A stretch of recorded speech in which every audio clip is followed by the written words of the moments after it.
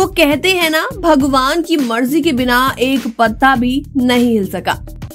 और प्रभास की जिंदगी भी कुछ ऐसी ही रही।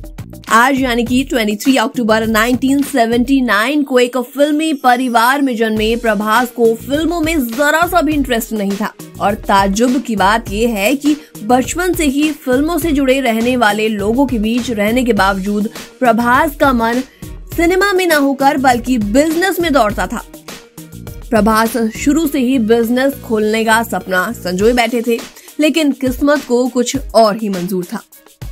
प्रभास की मर्जी नहीं थी तो क्या हुआ, भगवान की तो थी। प्रभास ने अचानक अपने बिजनेसमैन बनने के सपने को छोड़कर एक्टर बनने की क्यों ठानी, इसके पीछे एक कहानी है। तो चलिए आपको वीडियो में सब कुछ बताते हैं। दरअसल बिजनेसमैन बनने का सपना लिए बड़े हुए प्रभास की जिंदगी को बदलने का काम उनके चाचा ने किया था। प्रभास के चाचा एक फिल्म बना रहे थे जिसके हीरो में प्रभास एकदम सटीक बैठते थे। ऐसे में चाचा ने मिन्नतें करके प्रभास को कन्विंस कर लिया और कुछ इस तरीके से प्रभास ने अपने एक्टिंग करियर की शुरुआत की। प्रभास ने साल 2000 में रिलीज हुई फिल्म ईश्वर से अपना डेब्यू किया था, लेकिन ये फिल्म कुछ खास कमाल नहीं कर पाई। हालांकि प्रभास की दूसरी फिल्म वर्षम बॉक्स ऑफिस पर अच्छा कमाल कर गई और इसके बाद प्रभास ने बैक टू बैक कई फिल्मों में काम किया, जिसमें से कुछ फिल्में हिट रही तो कुछ फ्लॉप भी साबित हुई।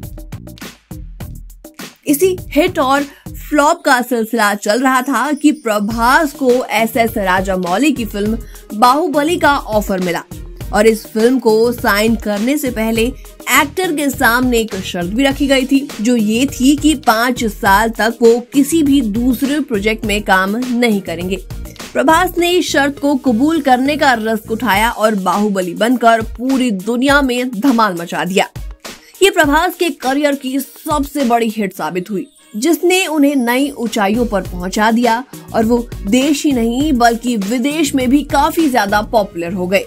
5 साल की इस शर्त की वजह से प्रभास को आर्थिक तंगी का भी सामना करना पड़ा था, लेकिन बाहुबली 2 और बाहुबली इन दोनों ही फिल्मों ने न केवल प्रभास के करियर को बल्कि उनकी निजी जिंदगी को भी खूब प्रभावित किया था। प्रभास अचानक से देश के मोस्ट एलिजिबल बैचलर बन गए थे।